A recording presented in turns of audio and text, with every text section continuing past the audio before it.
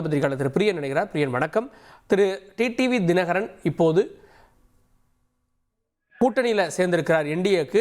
எந்தெந்த இடங்களில் திரு தினகரனால இந்த கூட்டணிக்கு வெற்றி வாய்ப்பு பிரகாசமா இருக்கு? இல்ல, அதாவது அதிமுக பாஜக கூட்டணிக்குள்ள தினகரனை இழுத்ததுக்கு ஒரு முக்கியமான காரணம், தெற்குலையும் டெல்டாலையும் பல இடங்கள்ல அதிமுகவை அவர் டேமேஜ் பண்ணுவாரு, ஸ்பாயில் பண்ணுவாரு அப்படின்ற அந்த நோக்கத்துலதான் அவரை இழுத்து அதிமுக பாஜக கூட்டணியில அமித்ஷா சேர்த்திருக்காரு. ஏற்கனவே பழனிசாமியை பத்தி அவர் என்ன பேசினார் தினகரன் ஒரு மாசத்துக்கு முன்னாடிலாம், அதெல்லாம் பழைய கதை. அரசியல்ல அதெல்லாம் அந்த மாற்றம்லாம் நம்ம வழக்கமா பார்த்துட்டு இருக்கிற ஒரு விஷயம் தான். இருந்தாலுமே ஒரு விஷயம் நம்ம சொல்ல வேண்டிய அவசியம் கட்டாயம் இருக்கு. அதாவது தினகரன் எந்த ஏரியால அதிமுக பாஜகவை டேமேஜ் பண்ணுவாரோ அந்த ஏரியால இருக்க தினகரனுடைய ஆதரவாளர்கள் அந்த ஓட் பேங்க் அப்படியே அதிமுக பாஜக கூட்டணிக்கு டிரான்ஸ்பர் ஆகுமான்னா இந்த இடத்துல ஒரு கெமிஸ்ட்ரி ஒர்க் அவுட் ஆகுது. ஆக்சுவலா ஒரு பிளே பண்ணணும்னு நான் நினைக்கிறேன். ஆக்சுவலா என்னன்னா அந்த ஓட் பேங்க் எடப்பாடிக்கு எதிரான ஓட் பேங்க். அது ஆக்சுவலா அது தினகரன் எடப்பாடிக்கு எதிராக இருக்கிறவரையும் தினகரனுக்கு ஆதரவா இருக்கும். தினகரன் எடப்பாடி கூட போய் சேர்ந்துட்டாருன்னா அந்த ஓட் பேங்க் தினகரனோட டிராவல் ஆகுமான்றது சந்தேகத்துக்குரிய ஒரு விஷயமா நான் பாக்குறேன். ஏன்னா அந்த கம்யூனிட்டி பேஸ்ட் ஓட் பேங்க், பங்காளி சண்டை விட்டுக் கொடுப்பவர்கள் கெட்டு போவதில்லைன்றாரே தினகரன். அவர் சொல்றாரு. பட் அந்த கம்யூனிட்டிக்கு ரெண்டு பேருக்குல ஒண்ணு, அந்த கம்யூனிட்டி அதிமுக பலமா இருந்தது, எடப்பாடி பழனிசாமி அந்த பலமா இருந்தவர்கள் எல்லாம் வெளியில அனுப்பிச்சிட்டாரு. இன்னொன்னு 10.5 அந்த இடஒதுக்கீடு அந்த கம்யூனிட்டி பாதிக்கப்பட்டிருக்கு, தெற்கு இருந்த கம்யூனிட்டி பாதிக்கப்பட்டிருக்கு. அதை கொண்டு வந்தது இபிஎஸ்.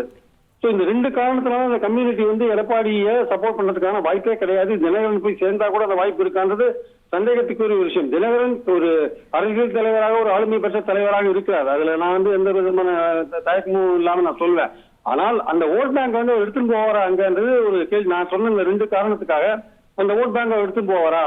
இப்போ சில பேர் சொல்றாங்க வைகோ என்னெல்லாம் பேசினார் திமுகல, ஆனா வைகோ திமுக அணியில சேர்ந்த உடனே திமுக விட்டு அவருக்கு டிரான்ஸ்பர் ஆச்சா இல்லையா அந்த பதில் கேள்வி கேட்கறாங்க. ஆனா அவங்களுக்கு நான் என்ன சொல்றேன்னா, இது வெறும் அரசியல் அது வைகோ திமுகன்றது அரசியல் சம்பந்தப்பட்ட விஷயமா இருந்தது. இது கம்யூனிட்டி பேஸ்ட் ஓட் பேங்க் பின்னாடி இருக்கு, தினகரன் பின்னாடி.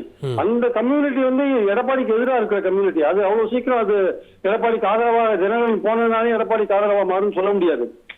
அதனால இந்த எந்த அளவுக்கு அதிமுக பாஜக கூட்டணிக்கு தினகரனுடைய வருகை என்பது எந்த அளவுக்கு பலன் கொடுக்கும் என்பதை கொஞ்சம் யோசிச்சுதான் பார்க்கணும். இப்ப தினகரனுக்கு எவ்வளவு இடங்கள் ஒதுக்கப்படும் நினைக்கிறீங்க? அதிகபட்சமாக அவர் 18 இடங்கள் கேட்கிறாரு. என்ன நம்பி வந்தவங்க 18 பேர் மொத்தம் 2017. அதனால 18 இடங்கள் கொடுங்கன்றாரு. ஆனா அந்த அளவுக்கு எல்லாம் இடங்கள் கொடுக்கறதுக்கான வாய்ப்புகள் இல்லை. அதிகபட்சம் 9 இடங்கள் கொடுக்கலாம்னு அபிப்பிராயம். ஓகே, இப்போ ஓபிஎஸ் இருக்கக்கூடிய வாய்ப்பு என்ன? ஓபிஎஸ் ஓடு வந்தவங்க எல்லாம் இன்னைக்கு பாருங்க திமுகவுக்கு போயிட்டாங்க. இப்போ ஓபிஎஸ் தனித்து விடப்பட்டிருக்காரா?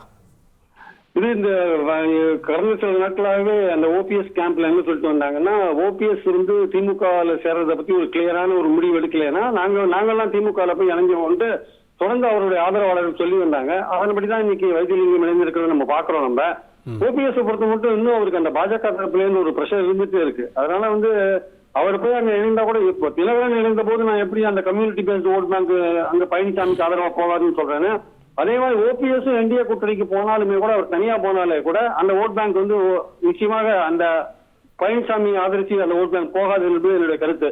அதனால ஓபிஎஸ் பொறுத்த மட்டும் அவருக்குள்ளேயே ஒரு கருத்து வேறுபாடு இருந்ததுன்னா திமுக போனா அவர் போட்டு இருக்கிற கேஸ் எல்லாம் இருக்குல்ல, அதிமுக பத்தின கேஸ்லாம், அந்த கேஸோட நிலைமையெல்லாம் என்ன ஆகும், அந்த அந்த அந்த கிளைமை விட்டு கொடுத்த மாதிரி ஆயிடும்னு அவர் நினைக்கிறாரு. சோ அதனால அவரை பொறுத்த மட்டும் அவர் ஒரு மாதிரி ஊசலாட்டத்துல ஒரு குழப்பத்துல அவர் இருக்காரு. ஒருவேளை இந்த எலெக்ஷனே கூட நான் ஒதுங்கி நின்று வேடிக்கை பார்க்கலாமோன்ற அளவுல கூட அவர் மருந்து இருக்குன்றதா அவர் நெருங்கிலாம் சொல்றாங்க. ஆக்சுவலா அப்ப அதனாலதான் ஓபிஎஸோட இருக்கவங்க திமுகக்குள்ள போய் சேர்ந்துறாங்களா? ஓபிஎஸ் முடிவெடுக்கிறது சொல்லப்படுகிறது. ஆக்சுவலா அதான் சொல்றாங்க. அவர் முடிவெடுக்கிறதுல ஒரு குழப்பம் இருக்கு. ஒண்ணு திமுகல போயிட்டா அந்த கேசஸோட நிலைமை, ஏற்கனவே போட்ட வழக்குகளோட நிலைமை என்ன ஆகுது, அப்புறம் பழனிசாமி நம்மளை ஏத்துக்க மாட்டேங்கிறாரு. அந்த கூட்டணியில போய் சேர்ந்தா நமக்கு எந்த அளவுக்கு அவங்க ஒர்க் பண்ணுவாங்க, வெற்றி பெற வைப்பாங்க, காலவாரி விடுவாங்களான்னு ஒரு சந்தேகம் இருக்கு.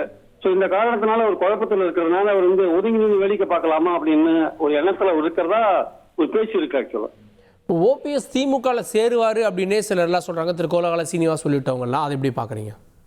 அது கொஞ்சம் அது நம்ம உறுதியான தகவலா எடுத்துக்கொள்ள முடியாது என்பது என்னுடைய கருத்து. ஏன்னா மற்றவங்க சேர்றதுக்கும் அவர் சேர்றதுக்கும் கொஞ்சம் வித்தியாசம் இருக்குன்னு நினைக்கிறேன். ஏன்னா அவர் கோலாகலம் சொன்ன மாதிரியான ஆக்சுவலா அவர் ஜெயலலிதாவால முதல்வராக ஆக்கப்பட்டவர். 3 முறை முதல்வராக இருந்தவர்.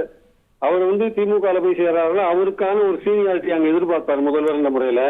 இவர் போய் அங்க சேரும்போது அவர் ஜூனியராக கருதப்படுவார். அதனால அவருக்கு அந்த மாதிரியான ஒரு எதிர்பார்க்கிற ஒரு கௌரவம் மரியாதை அந்த இடங்கள்லாம் அவருக்கு அங்க கிடைக்குமான்றது தெரியாது. பட் இப்ப இருக்கிறவங்க எல்லாம் ஒரு எம்எல்ஏ மந்திரியா இருந்தவங்க, ஏற்கனவே இது மாதிரி இருந்தவங்க எல்லாம் திமுகல போயிருக்காங்க, போய் நல்லாவும் அங்க இருக்காங்க. இருக்கிற அமைச்சர்கள்ல ஒரு 40% அதிமுக இருந்து போனவங்க தானே. அதனால அது ஒன்றும் பிரச்சனை இல்லை. ஆனால் ஓபிஎஸ் பொறுத்த மட்டும் திமுகலையும் கூட அவங்க வந்து அவர் வரணும், அவர் வந்தாதான் வந்து பெரிய ஒரு ஆதரவு கிடைக்கும் சௌத்துல அப்படின்னு அவங்க எதிர்பார்க்கல.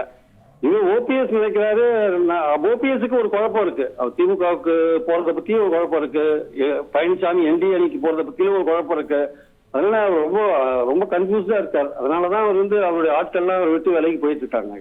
இப்போ வேற யாரெல்லாம் இந்த கூட்டணிக்கு வர வாய்ப்பு இருக்கு சார்? இப்போ என்டிஏ கூட்டணிக்கு தேமுதிக இப்பவே முடிவை சொல்லுவாங்களா, இன்னும் அவங்க வெயிட் பண்ணுவாங்களா, எப்படி? தேமுதிகவுக்கு பிரச்சனை மட்டும் திமுக அந்த கதவை க்ளோஸ் பண்ணிட்டாங்கன்னு கேள்விப்பட்டாங்க. அவங்க கிட்டையும் பேசியிருந்தாங்க. அவங்க வந்து அதிகமான இடங்கள் கேட்கறாங்க, ராஜ்யசபா கேட்கறாங்க, தேர்தல் செலவுகளுக்கு எல்லாம் கேட்கறாங்க. சோ அதனால திமுக கதவை க்ளோஸ் பண்ணிட்டாங்க. அதிமுக என்ன பிரச்சனைன்னா வந்து வரப்போறது ராஜ்யசபால 2 வேகன்சி தான் வருது.